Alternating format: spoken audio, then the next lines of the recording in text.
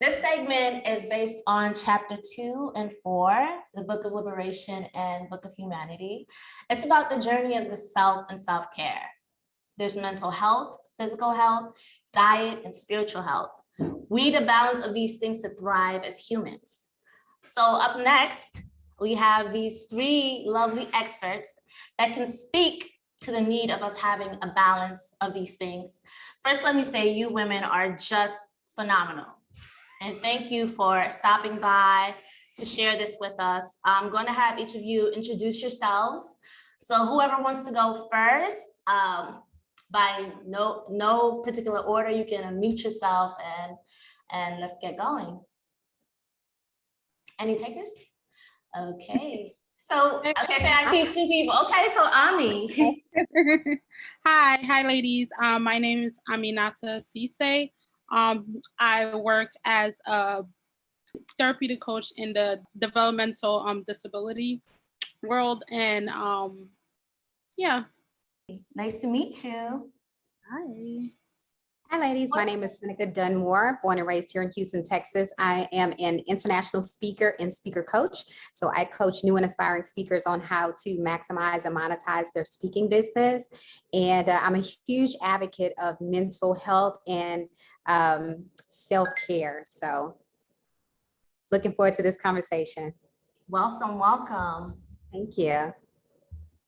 Hi, my name is Essie. I'm a registered dietitian. I work as an eating disorder registered dietitian in a eating disorder residential unit. And I look forward to the discussion and meeting with you. I actually went to high school at Ami, so it's good to see you too. But yes, so. Nice to know that everybody knows everybody here. Again, I just want to thank you ladies for joining us today for this important discussion. So just gonna hit you with 3 questions, 3 big questions today, in no particular order. Any one of you can answer and chime in. So we're gonna start with why is health important? Well, I'll kind of tackle that. So for me, I'm very much a spiritual individual, and I believe what the Bible says when it says, beloved, I wish above all things that you prosper and be in good health, even as your soul prospers, because, part of prosperity is just living a full, healthy life. And it doesn't matter if you have, all the riches and wealth in the world, if you're not healthy enough to enjoy it. So, and, health is more than just, our physical bodies being healthy, but are we mentally healthy? Are we, emotionally healthy? Are we psychologically healthy? All of those things. So I take a holistic approach when I look at health, because I know a lot of times when we think about health, we're only thinking of the physical, but there are so many components of health that we have to consider. And so, of course, after going through one of the worst pandemics that we've seen in our lifetime, right? There's a lot of, health issues going on, there's a lot of individuals dealing with mental health issues. And so it's one of those things, when you're dealing with mental health, it affects your physical health, right? When you're dealing with physical health issues, it affects your mental health. So I think, health is truly, truly important, because you can't live a full and satisfied life if you're not healthy. Yes, I totally agree. You need your health to live this life. Who wants to go next? So, like working, in the eating disorder unit, you realize that a lot of my clients, because we don't call them patients, a lot of the clients there actually don't just have like a bad relationship with food. A lot of them also have a lot of mental issues that goes along with restrictions and purgings and all these kind of eating disorder behaviors. So just being in that job field as well, like you see that, like, it's so important.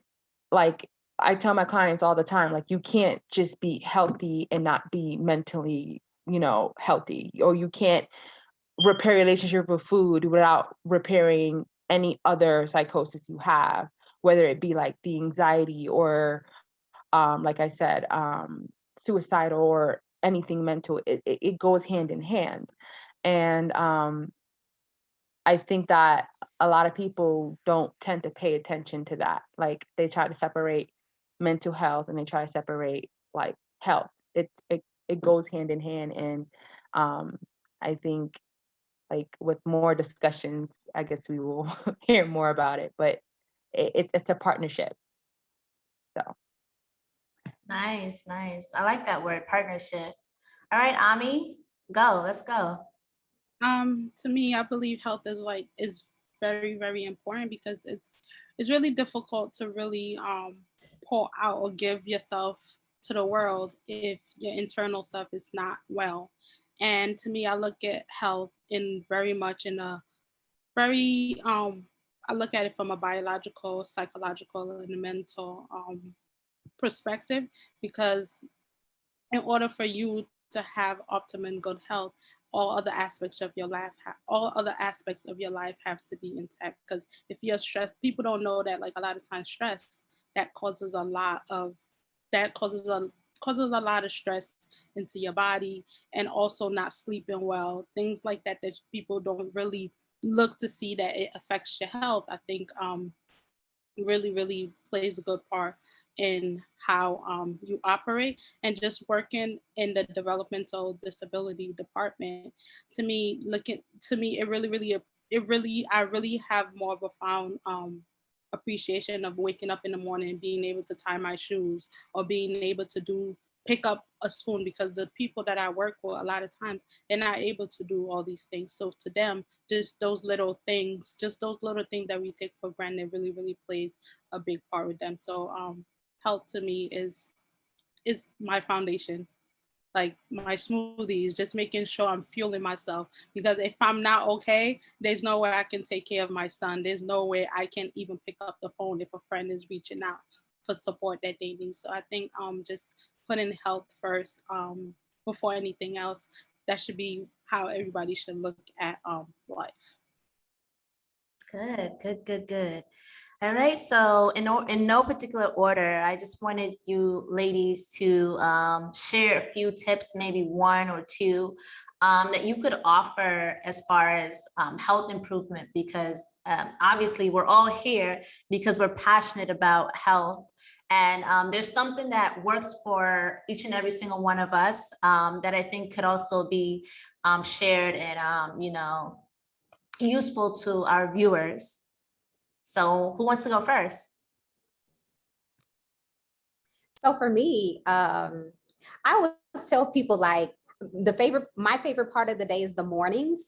So like I give myself the first hour or two of my day, right? So that means if I want to just have a hot cup of chai latte sitting on my balcony, listening to the birds and getting some fresh air and let the sunlight hit my skin, like I reserve that time just for me, because a lot of times we're jumping up, and I'm not a mother yet, right? We're jumping up and we're taking care of everybody else before we get to ourselves, and we kind of put ourselves on the back burner. So I always tell people like, whatever, at some part of the day, give part of the day to yourself, right? And so for me, that means the very first part of my day, because I know once the day gets rolling, it doesn't stop, and I don't usually find time at the end of the day. So whether that's, I get up and I pray and I meditate, or, I love a cup of hot chai latte. That's kind of my guilty pleasure. I love a great glass of wine in the evenings. So those things are good for me, right? In terms of, they just soothe me. It makes me feel good. And so I always tell people, find something that you enjoy, that you love to do apart from, what the family wants or things like that. Something that, feeds your soul, like give yourself part of your day. I like that. I really appreciate that. Because oftentimes we live in a very selfish world where everybody's like me, me, me, me, me, me, me, me. And we get caught up in, wanting to please others and do for others. And we kind of, put ourselves at the very bottom of the list. So starting with ourselves, I believe that's the best way to go about it, Yeah. And like you said, I think it's because we've been indoctrinated to believe that, doing for ourselves first is somehow selfish, and that's wrong. But it's like, you can't be your best for anybody else if you're not good to yourself, right? I can't give you the best part of me if I'm not giving the best part of, me to myself. So when you're operating and firing on all cylinders, then it's easy to love everybody else from the overflow. It's easy to enjoy everybody else when you've kind of fueled yourself. So exactly. I just think we come up in a world where we're indoctrinated to believe that it's selfish to put us first. But I think that's actually a very unselfish thing, because now you can give more of yourself to the people that you truly love. Waking up in the morning and like saying positive affirmations. I'm a total believer in positive affirmations, like just consistently like telling yourself positive affirmations, writing it down. That's kind of how I get through my day. And that's also what I tell my clients at work. But I love to start my day with a positive affirmation. Waking up in the morning and looking in the mirror and telling yourself, what do you like about yourself? It's a positive affirmation. And what are your goals for today? And just having like a check-in with yourself, because a lot of times, like during the day, we might not have a moment for ourselves, especially like if you're a mom or if you're a wife, or if you work. Like a lot of what we do is for other people.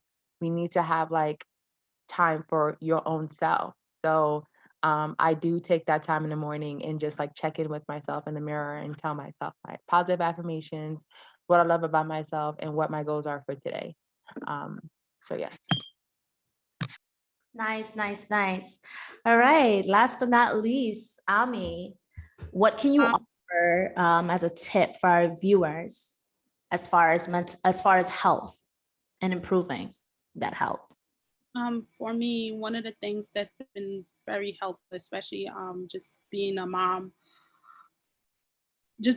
of a newborn and a 2-year-old, is waking up earlier than everybody else. Like, when my son and my partner, they're asleep, I try to put a timer, say, okay, Ami, you have to get up at least 30 minutes before them. Because to me, just being in silence, being to myself without having to hear anything or having to answer to no one has been very, very helpful.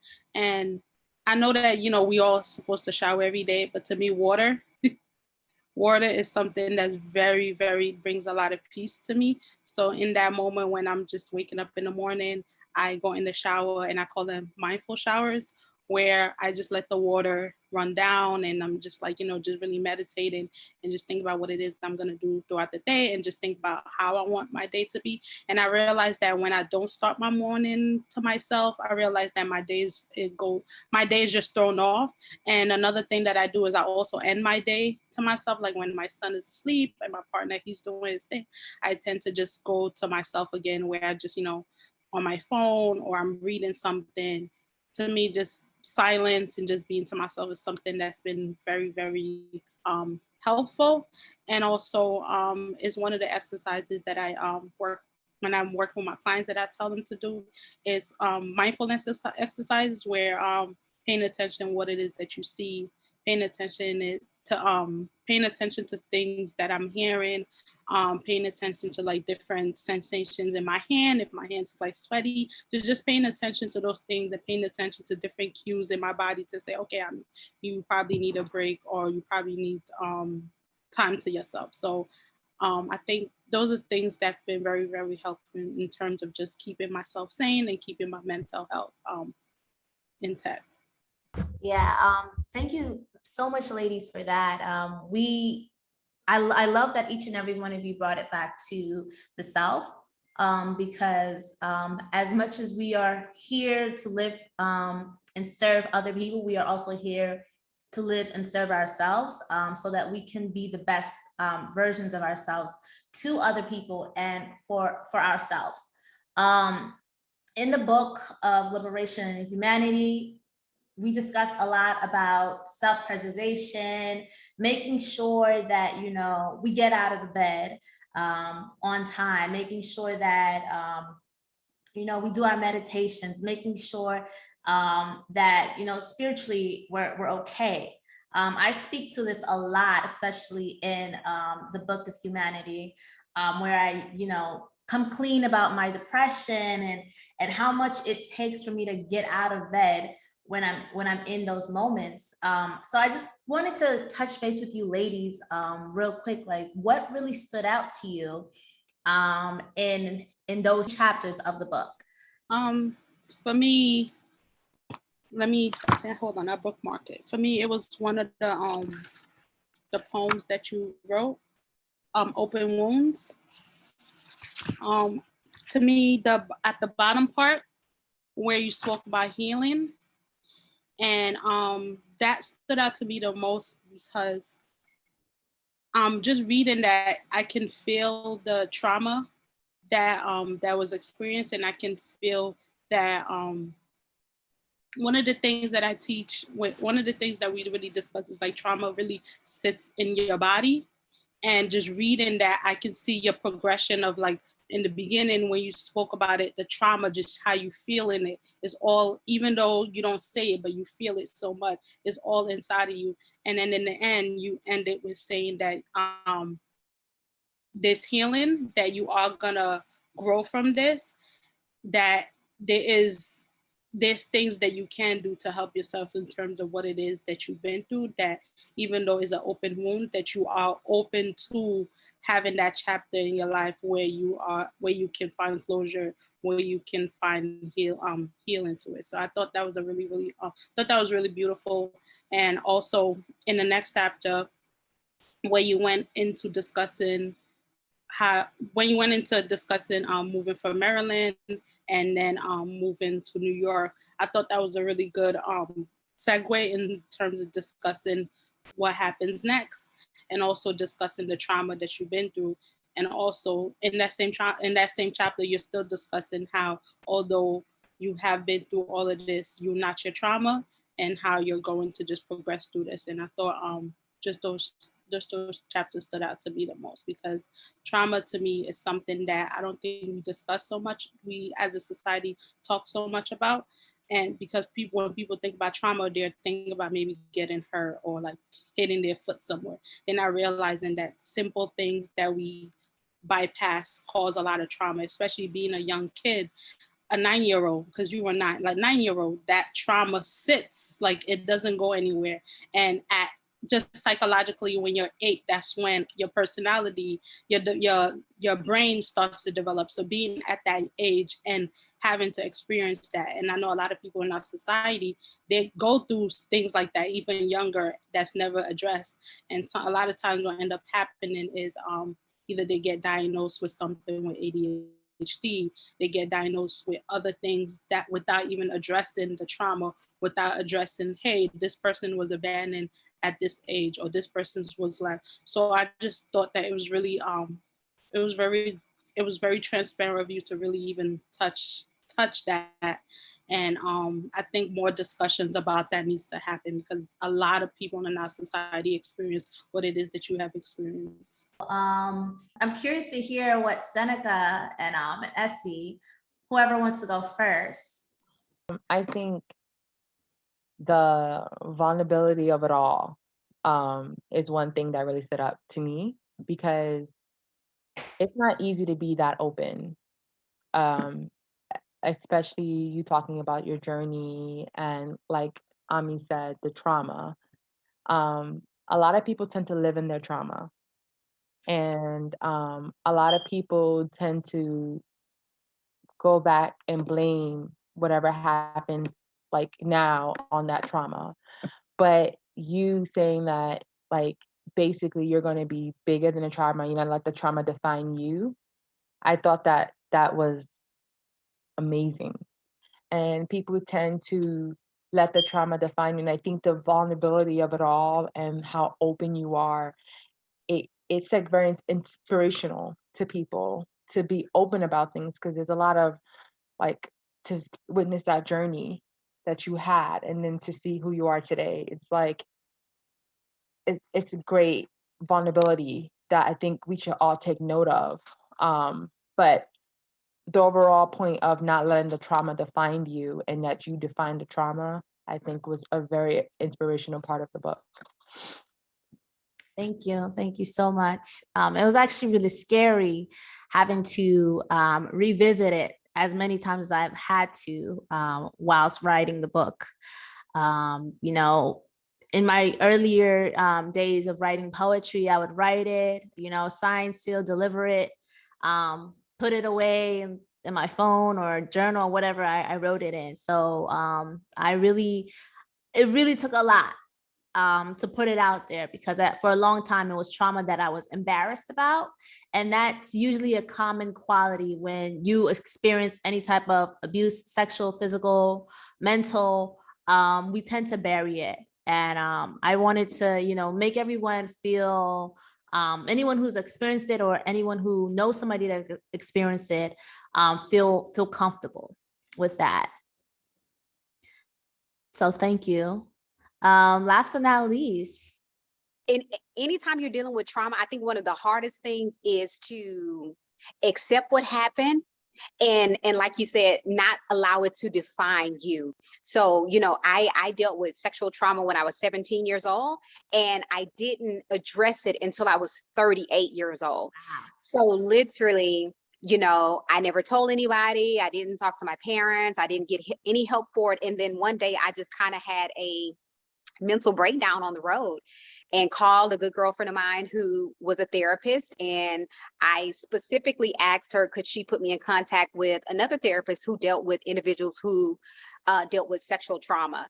And so I think the hardest part for me was, like you said, you have to kind of reopen that wound, right? And just the vulnerability and the transparency and speaking it and talking about it, it was kind of like I had to keep reliving it. And that was traumatizing in itself. But it got to a point where after I went through therapy, I went to therapy for 4 months straight, every week.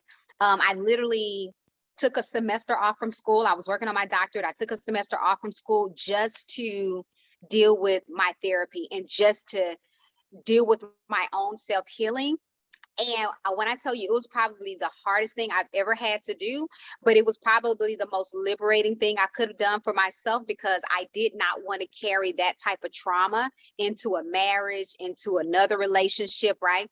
And so like you, it was like, you have to get to a point where you face it head on and you deal with it, right? Because you made a conscious decision and a conscious choice to say, okay, this is what happened, but I'm not going to allow this to define who I am. And it was the same thing that I had to do. And, you know, I never realized it would take so long for me to have that epiphany and deal with it. But it was one of those things, like it just caught up to me and I had no choice but to deal with it. But I made a decision to make sure I did not allow it to define me. And now I can have the conversation and I can talk about it without breaking down and without it being so, you know, traumatic. So yeah, like you, it's one of those things, like trauma, we carry that with us and we have to make a conscious decision to, you know, acknowledge it, deal with it, and then release it and understand that that does not define who we are. And heavy on the release. Yeah. Yes, you mentioned therapy. A lot of people don't know, but I'm one of those people who are pro therapy. Who All day. I say my journey actually started in 2019. There's been maybe 3 periods of my life where there was like a complete emotional shock that happened. You know, things, you know, breakups, you know, trauma as a child, sexual abuse, mental abuse. And then I will bury that. And then out of nowhere, wow, I'm just like, I can't control my emotions. There was a time where I could not get out of bed physically. Yeah. And it was so hard because you're like, well, I can't tell anybody else because they're not going to understand that I can't get out of this bed. Or they're not going to understand why I need to go to this fitting room real quick and cry my eyes out and come back, put my makeup on and smile, you know, and then having to deal with work, school, everyday things, you know, that's supposed to be quote unquote normal. Like we like to use the word normal now. Let's return to normal. But like when you're like in a depressed state, and you're actually forced to feel it because now at that point your body and your mind are warring. It's saying like, listen, you're sad. You need to cry. You need to let it out. Yeah. And oftentimes, you know, as women, as Black women, we kind of like have this, we're bullied into the archetype of this strong Black woman. And it's Yeah. almost like, you know, strength is a good thing. Strength is an amazing thing. But vulnerability is also strength, right? It's also a strength. Yes. And when you're not able to really hone in on that part of you, the vulnerable side of you, then what's considered to be strong, right? Which is a smiling face and, you know, being able to interact with people is no longer, we can't see that. People can't read that anymore. They can only read what they would consider the weak part, which is the sadness, which is, you know, not being able to smile and operate and function day to day. So therapy, I encourage people so much. I'm like, listen, man, there was a time where I had overdrawn my account just so that I could attend my virtual therapy sessions. And true story, you know, at the end of the day, I know at that given point in time, I needed to take responsibility for my health, my mental health, my emotional health, because I was not about to go walk around here, well, because this happened to me, this is why I'm like this. No. There's no badge of honor in having a pity party. And I don't think anybody ever wants that. We want support, but we don't want a pity party. And the best way to kind of like really make that line clear as far as that is really taking responsibility for your health. There's so many programs out there. I remember at one point there was this free, not free, but like I was able to get it with my health insurance. There was 2 times in my life where I was on Medicaid, and then there was another time when I had really good health insurance from my job. So in both of those scenarios, I was able to get some sort of counseling, whether it was short term or long term. Sometimes now, like I'm, you know, trying to do the therapy thing, like maybe like a twice a year thing, because it is expensive. But I really do encourage anybody who can get help to get help, because it's important that we don't keep these things that taint our spirits hovering over us, you know. All you ladies are extremely beautiful and talented and vibrant. And there's been so many times where, like, aside from Seneca, but maybe that would change, where I was able to go to Ami or Essie or, you know, another woman who I felt was really level-headed, emotionally intelligent. We don't talk about emotional intelligence enough. You know, people understanding, you know, emotional cues and understanding when and how and where to address certain things. And also, at what point do you, you know, take a back seat and just allow the next person to really express themselves and to kind of facilitate a healthy environment for conversation. So, but yeah, with that being said, ladies, thank you so much for joining. I'm so appreciative to all of you for giving your time, especially your time, because we had some time today. And I just look forward to doing future talks. You know, Seneca, we just met on LinkedIn. We just met on LinkedIn, but I swear, yeah, I feel like I know Seneca now. And I can't wait to I think I'm thinking about coming back to Houston pretty soon. And but yeah, thank you so much, ladies. If you want, later after this, I'll give each other your social media handles so you guys can keep in touch, so that we can really support one another if in the case of you know, us needing that support. But thank you all so much, and see you next time. Bye-bye. Bye.